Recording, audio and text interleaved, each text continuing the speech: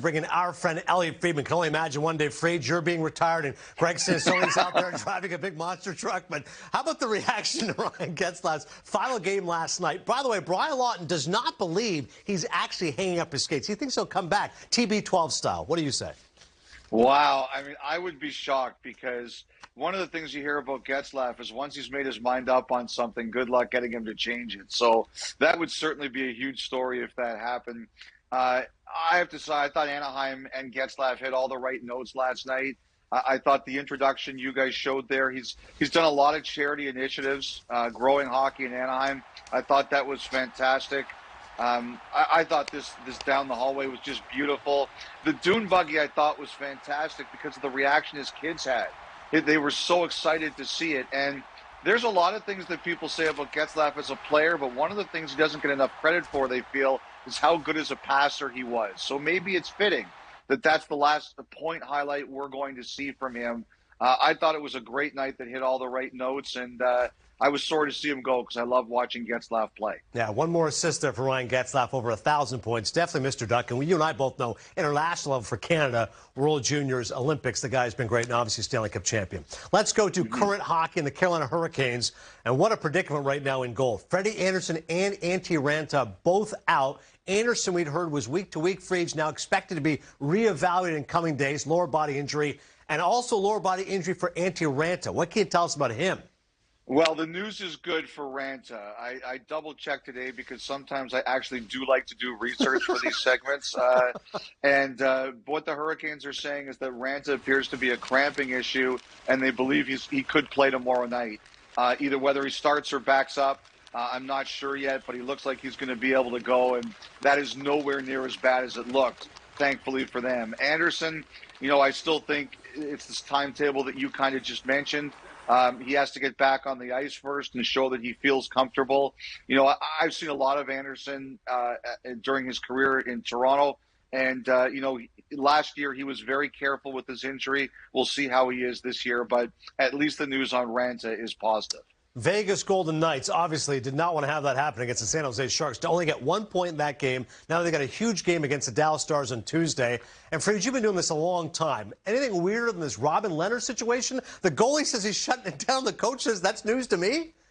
Yeah, that's a strange one. But I am expecting an announcement potentially as soon as today that Lehner will be shut down for the rest of the season. Now, we talked about this, Jeff and I, on our podcast today. It is a tricky story, and I was always warned, don't deal in any absolutes.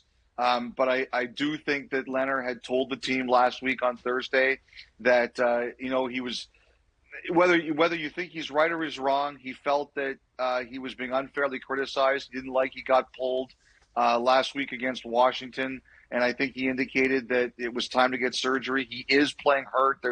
He has 2 or 3 legitimate injuries. Like, this is not somebody who's pulling the shoe who isn't hurt. But I think he's been a little hurt. I think he's been a little bit frustrated. And I am expecting the Golden Knights to announce that he's not going to play. We'll see what they do in goal with Logan Thompson.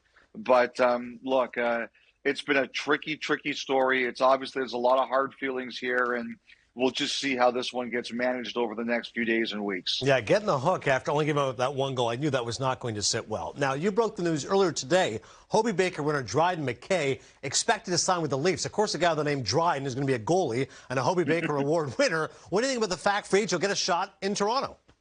Yeah, and I should have clarified it in my tweet. It's going to be an AHL deal to start, but he's a talented goalie. There's no question about it. He's really skilled.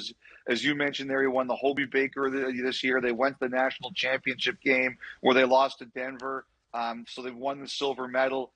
There were a lot of teams looking at him, and what happened to Adnan was he was the 4th goalie for the U.S. Olympic team, which put him in the international drug protocol. And he took a supplement called quercetin just to protect against COVID. And it turned out that the bottle he used had a substance in it that was illegal. And he appealed, and he could have gotten a 4-month ban. and he won his appeal immediate to have the suspension lifted. Now, you have to get some kind of suspension. You can't just simply say no. So he got from 4 years down to 6 months, and he was allowed to play with this hanging over his head as he went through the entire appeals process. But it basically was an accident. It was, he checked the label. He didn't see anything on it, but the bottle, and they proved this with a lab, the bottle had an illegal substance in it. The weird thing about that, Adnan, is when I was recovering from COVID, I was told to take that quercetin. So I know exactly what it is that he took. So I was somewhat familiar with it. But, he's a talented guy. He can't practice with a team until August 25th. He can't play in a game until October 11th, but he'll start his way in the American Hockey League next year. And Toronto was a number of teams that had interest in him. And he's very fortunate. And based on what he accidentally did, I think it was good to see that the 4-year ban didn't happen for him. Yeah, sounds like a good kid. Hopefully things work out at Ricoh Coliseum. How about these 40 and 50 goal scorers? Brian Lawton says, buyer beware, GMs. I don't know if these guys are all worth the money they may be getting. This is a serious spike here, Freeze, from what we've seen, to go back to 2018-19 when there was 13 total 40-goal scorers. Well, I think it's fantastic. I think we all want to see offense. I'm curious to see if this lasts into next year. I mean, number one thing, a tight schedule. There's not a lot of practice time. I think the players are better than ever. They're more skilled than ever. Everybody can shoot. And, one thing that Kelly Rudy always says as a goalie is people look at some goals that go in and they're like, they're bad goals. He feels that everybody can score from everywhere now because they're so skilled. They practice it. The stick technology is so good. They can hit from everywhere. I think also goaltending.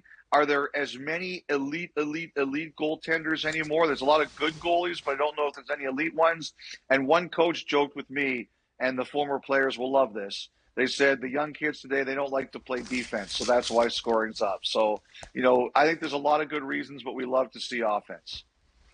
Yeah, you mentioned there, Elliotte, the goaltenders, and we saw this number the other day. Like, what was the 115 or 112 goalies used this year? Most ever. More than that, even. 123, most goalies used in one season. How much do you think that out there people are saying is kind of playing into this?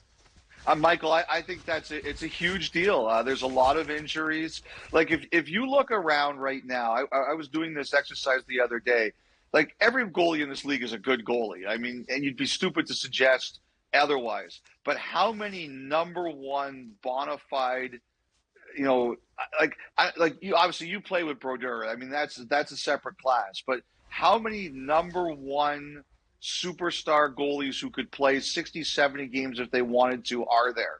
We're not really too many of those anymore. I mean, there are some great ones, but I don't know if you'd say there's 15 or 20. And I think that's been a lot of difference. And I think that's another reason that the scoring is going up. More platoons.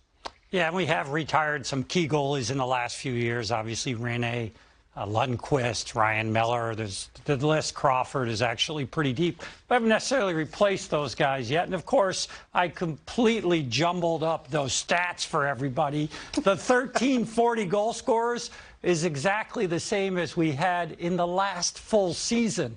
Those other 2 years, of course, were truncated seasons. But the point that came out of all that research was that our high end is higher and our low end is higher. So think more in terms of 20 to 30.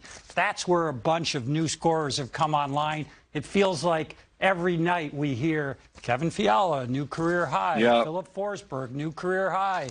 Matt Duchene had 6 goals in 13 the last 2 years. Now he's 40. It's crazy what's going on. I don't think it's any one factor, but when you add them all together, that's how we've ended up where we're at. Does that mean it's going to continue in the future? Possibly. I had a long conversation with a goalie coach the other day that was trying to tell me that most of our goaltenders now are more blockers. They're not necessarily as athletic, and that's maybe why we don't see these guys that can play as many games as maybe they used to, although that has to do with load management and other things. But more blockers, not as many key guys as goalies.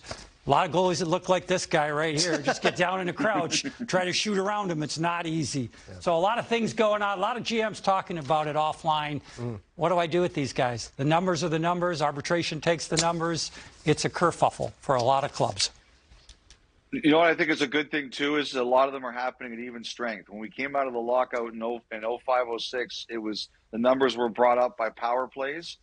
That's not the case. We're getting half as many power plays as we did as then, so people are scoring at even strength, and I think that's a good thing. All right, last thing, Fried. Score reunion right now. Mike Rupp is working a lot with Steve Coolius on the radio. Guys, how are you? Elliotte Friedman. Is his head going to explode if the Leafs lose Game 1? I don't know where you are right now. Cool's in Whitby. I'm assuming you're like Forest Hill. What's going to happen to Steve Coolius if the Leafs lose to the Lightning?